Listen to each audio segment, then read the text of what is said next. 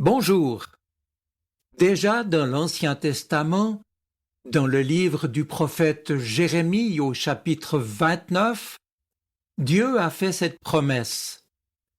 Vous me chercherez et vous me trouverez si vous me cherchez de tout votre cœur. Notre Dieu, dont nous sommes par nature éloignés, veut donc restaurer en nous son image, mais seulement si nous lui donnons notre cœur sans partage. Cela dit, hélas, notre condition, l'apôtre Paul l'a décrite en disant « Vous êtes morts par vos offenses et par vos péchés ». Or, Dieu désire nous guérir et nous rendre la liberté. Mais comme cela nécessite une transformation complète de notre nature, il faut que nous nous abandonnions entièrement au Seigneur. De fait, la guerre contre le moi est la plus grande qui ait jamais été livrée. L'abandon de soi-même, la soumission à la volonté de Dieu ne s'obtient donc pas sans combat. Mais cette soumission est nécessaire, nous dit l'Écriture, nécessaire à notre transformation et à ce que le Nouveau Testament nomme notre sanctification. Le projet de Dieu pour notre vie à chacun n'est pas fondé sur une soumission aveugle de notre part et une domination arbitraire de Dieu. Non, Dieu respecte notre liberté de répondre ou pas à son amour.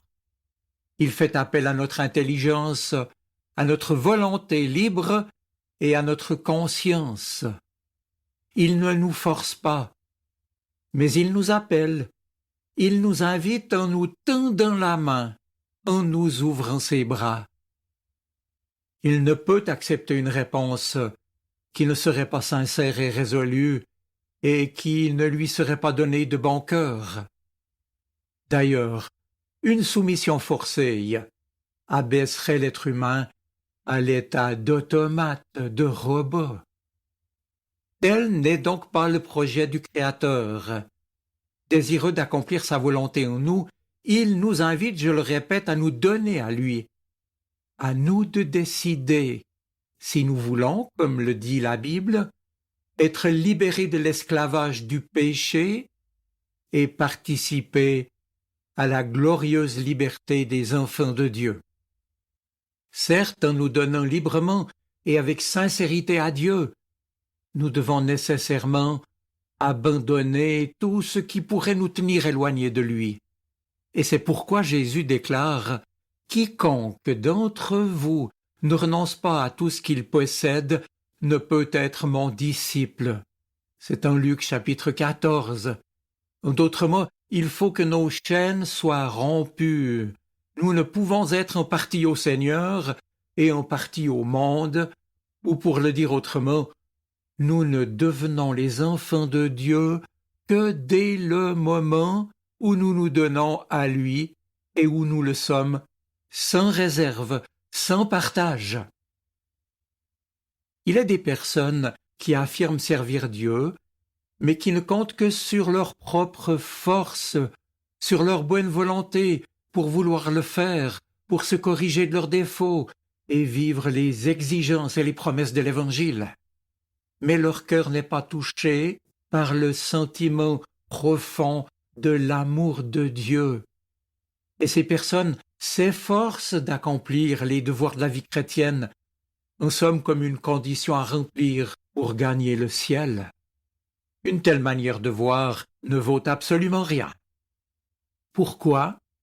Parce que lorsque Jésus-Christ habite et demeure dans le cœur de la personne qui le reçoit librement, celle-ci est à ce point remplie de son amour et de la joie de sa communion que cette personne s'attache à lui, se cramponne à lui.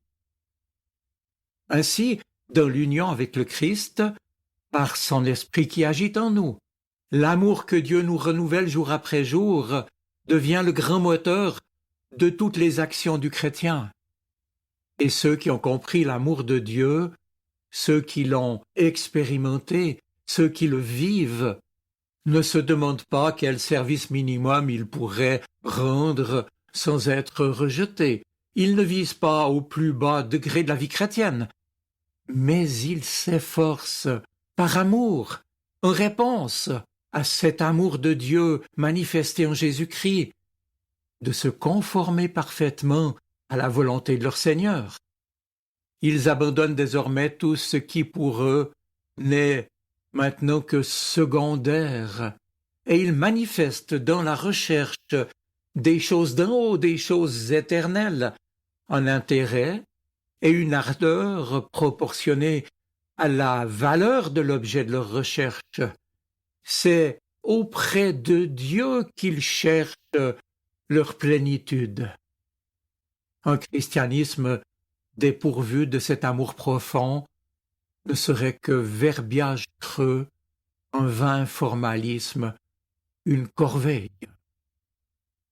Alors, mes amis, avez-vous le sentiment que c'est un trop grand sacrifice que de tout céder au Seigneur, de lui remettre, en d'autres mots, tous les secteurs de votre existence, et cela sans réserve? Le Fils de Dieu a tout donné pour notre salut, sa vie, son amour, ses souffrances. Serait-il possible que nous, indignes objets d'un si grand amour, nous lui marchandions nos cœurs? À chaque instant de notre vie, nous avons participé au bienfait de sa grâce. Et c'est pour cette raison qui nous dépasse dans notre entendement que nous ne pouvons pas nous rendre compte de la misère d'où nous avons été tirés.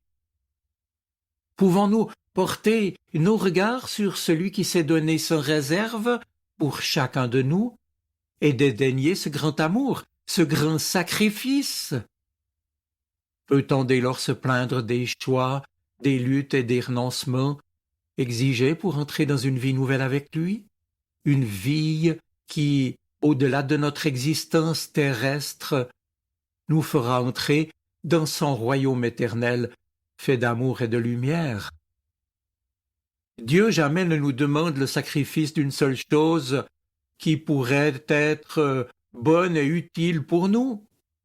Bien sûr que non. Dans tout ce qu'il fait avec bonté et bienveillance, il n'a en vue que les intérêts de ses enfants.